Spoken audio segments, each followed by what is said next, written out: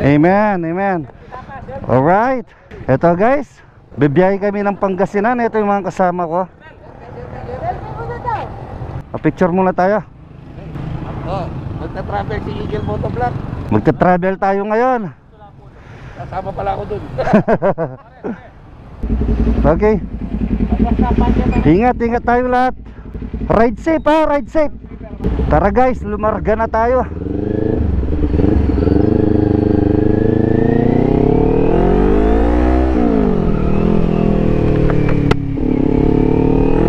Woo! Magandang umaga sa inyong lahat. Ayan si Pastor Molly yung guide natin. Hintayin pa namin yung ibang kasama namin nagpakarga ng gas. Alright. Mabuhay lungsod ng Tarlac. Tarlac pa lang tayo guys.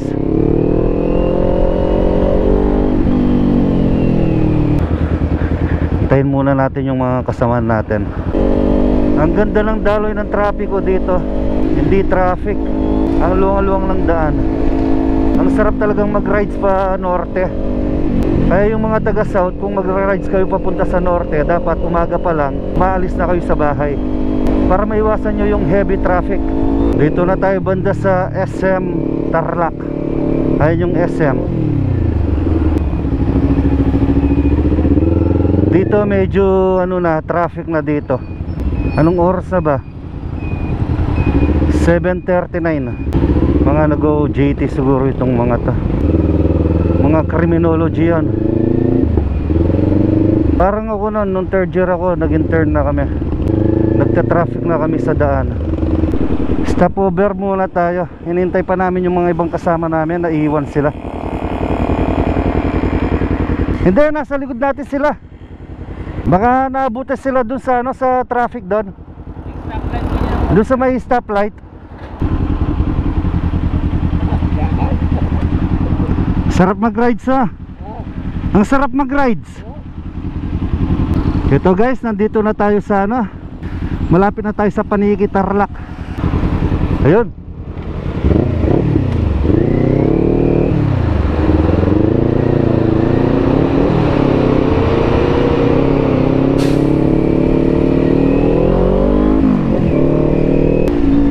Ang sarap talagang mag-rides.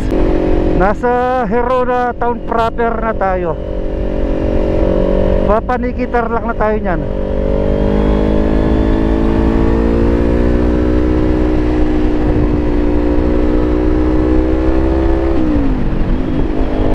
Ganito lang dapat yung dapat pagra-rides.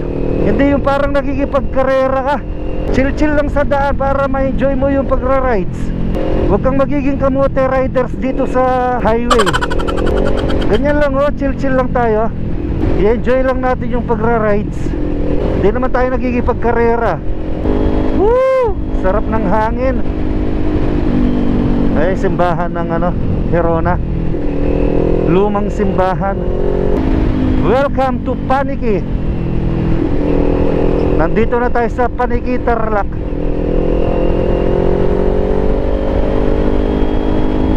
Dito maluwang yung daan dito, kaya maganda talaga dito.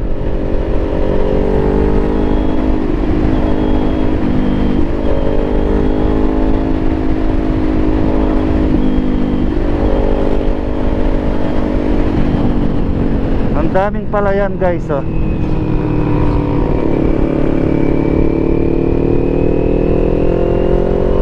Dito sa Paniki marami pang mga bakanting mga lupa, taniman ng mga pakay, ganon, taniman ng mga tubo, mais. Hindi katulad sa mismong city, wala nang bakanting mga taniman. Puro mga bahay at mga malalaking building na yung mga nakatayo. Dito marami pa rin mga magsasaka.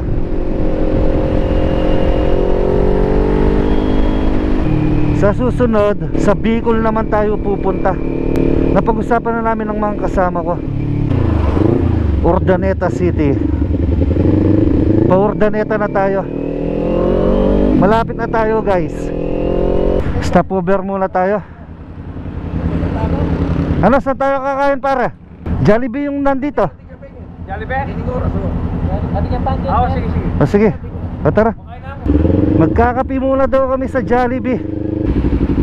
Ito, nandito na tayo sa Jollibee.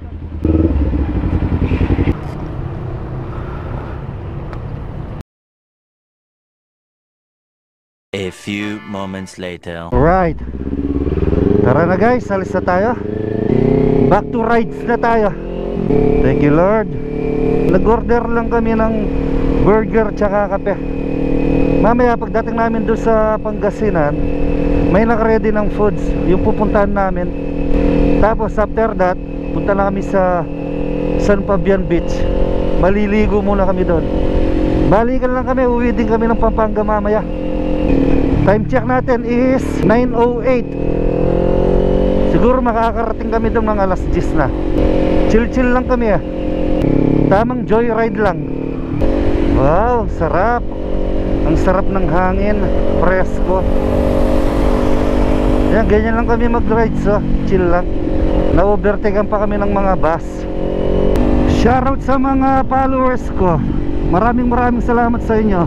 Sana huwag kayo magsasawang manood sa mga vlogs ko. At sa mga hindi ko nabigyan ng mga helmet, maghintay lang kayo. Baka sa susunod kayo na yung maswerteng mapipili ko. Pero ngayong araw na ito, hindi muna tayo mamimigay ng helmet. Magpapasyal muna tayo kasama yung mga tropa. Ang daming parcel nito Pinakyaw lahat ni Kuya Riders. Sayang nga naman, di ba? May patay. Ano kaya ibig sabihin kapag may patay, nadaanan mo, magagis ka ng barya? Ano kaya ibig sabihin nun pag nagagis ka ng barya? Para saan yon? Pag-i-comment na lang sa baba guys kung anong ibig sabihin nun. Sa tagal-tagal ko ng tao, hindi ko pa alam kung anong ibig sabihin nun. Pero dati pagka may nakita akong patay na ganyan, mahilig ako magagis ng barya. Pero hindi ko alam kung anong ibig sabihin nun. Basta-basta na lang ako nagagis ng barya. Nag-request ng bomba.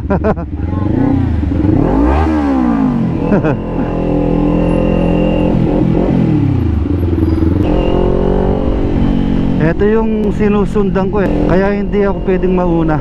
Siya yung sinusundan namin, si Pastor Molly. Ayan, yung nasa harapan ko. Huwag kayong gagamit ng leather jacket kapag nagra-rides kayo. Mas maganda pa yung long sleeve na dry fit, presko. Tulad ngayon, yung suot ko, long sleeve na dry fit. Binili ko lang sa Lazada. Nasa 230 pesos lang. Kasi dati nung nag-rides ako, naka-leather jacket ako. Sobrang init talaga. Hindi man ako nag-enjoy sa daan. Pinagpawisan talaga ako ng todo-todo. Kaya ang may papayo ko sa inyo guys, mag-long sleeve na lang kayo ng manipis. Hindi nyo pa mararamdaman yung pagod sa biyahe. Tsaka ang kagandahan pa, hindi ka tatangin ng hangin. Lalo na kapag mabilis ka magpatakbo. Yan chill lang 80 lang yung takbo namin, 80 hanggang 100.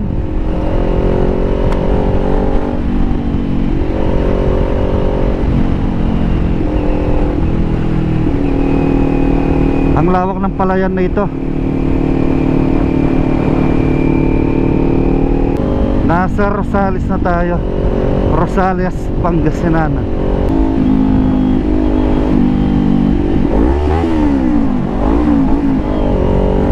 Nag-request pa ng bomba. SM City, Rosales.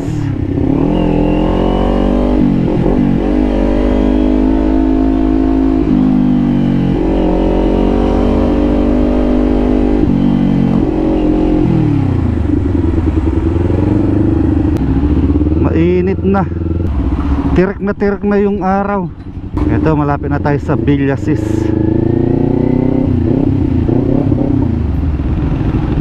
Sa tulay na tayo niyan. Diyan papunta Bayambang. Ang laki ng truck. Ito yung tulay. Yan ang quarry. Villasis. Dito na tayo sa Villasis. Mamaya pag uwi, try kong mamili ng mga vegetable dito. Mura kasi yung mga vegetable dito. Yung traffic lang talaga yung nakakapagod sa pagra-rides. Hindi natin talaga maiwasan yung traffic. Stoplight. Malapit na tayo. Malapit na tayo sa Urdaneta. 2 kilometers na lang, nasa Urdaneta na tayo.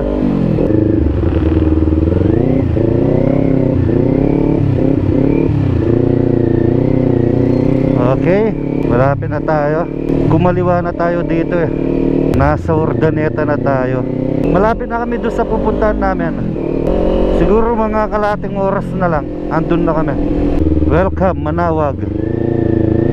Nasa Manawag na kami. Mabuhay Camantiles. First time ko lang pumunta dito. Ang presko naman dyan, no? Coffee shop.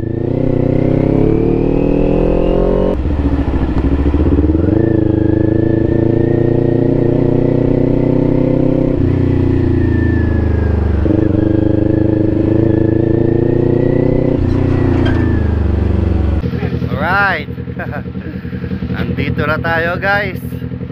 Mamaya pagkataas natin dito, diretso na tayo sa sa San Fabian. Maliligo muna kami. Para maligo muna tayo sa San Fabian, no? Malapit tayo sa Fabian. Mga ilang oras pa yung biyahe? Dahil lang ito, nag-stopover tayo eh. Pero yung oras kung ano yun mo, 2 oras lang. 2 oras lang. Hindi, mula dito hanggang sa San Fabian yan, ilang oras pa yung biyahe natin? Malapit lang. Malapit na lang, nandiyan lang sa Fabian, sa Tagupan. Wala nang 1 oras. Wala na. Oo. Kasi Bali yung gagawin muna natin dito, kakain muna tayo. Wayne. Kapit na si Krasada na eh, sinimentuda. Oo. Maganda daw yung kalsada dito, sinemento na. Ayan. Oo, maganda daw. Kakain muna kami doon sa sa may restaurant. Hey guys, kakain muna tayo dito. Dito sa kainan sa Kubo. Ningnangan, ayan. Diyan muna tayo kakain. Tara guys, pasok tayo. Kainan sa Kubo, Manawag, Pangasinan. Ayan. Ang ganda, oh.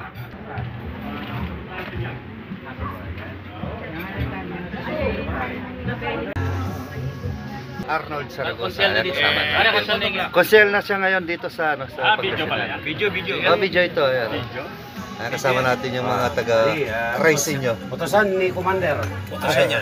Taga-set up ng baso. Taga-set up. Waiter siya ngayon dito. Waiter ako. Namasukan ako dito. Namamasukan siya. Tara, kain na tayo. Ito yung food sa amin. Tama guys. Shout out. Nag-aabang doon. Binanggit na nga niya yung pangalan eh. Okay na. Ayan guys, oh. Sarap ng kinain namin. Gelatin.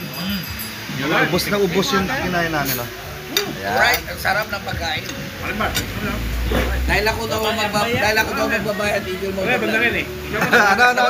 Dahil ako daw magbabayad, maghugas na lang ako ng pinggan. Wala daw pambayad si Pastor Molly, kaya maghugas na lang daw siya ng pinggan. Tulungan ka namin magligpit. Ito, oh, ebidensya, oh. Dinaanan ng ng bagyo. Category 5. Category 5. Bagyong undang. Iniyaw na boss. Oh, ubos, oh, simot talaga, oh. Oh, wala talaga, oh. Buto na lang yung natira, oh. Saka alamang na lang yung natira, oh.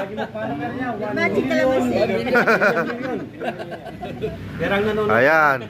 Dito ito sa sa Manawag, sa kainan ni ni Konsehal Arnold Zaragoza dito sa Manawag. Pagkikita ko po itong isang building. Ito po, lumipad po itong building na to, nagiba po ito. Matibay pong building na ito, pero nadali po ng matinding bagyo.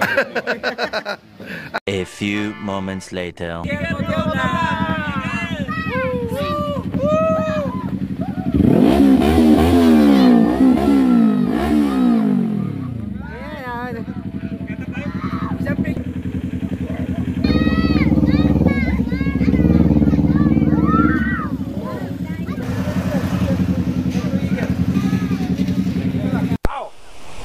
Ayun, no?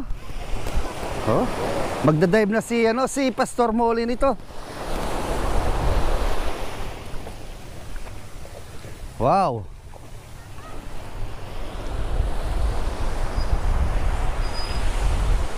Para. Magda-dive na tayo? Guys, ito, tuturuan ko kayo kung paano mag-dive dito sa dagat. Tignan niyo ako, guys.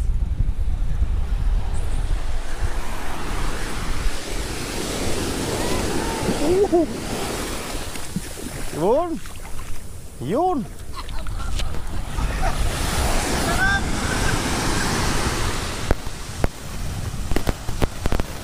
Guys, ganun lang mag-dive sa dagat. Ang sarap ng tubig, oh. Tara, maligo na tayo. Okay guys, hanggang dito na lang muna yung video natin. Thank you for watching this video and see you to my next vlog. Sige guys, thank you and God bless us all.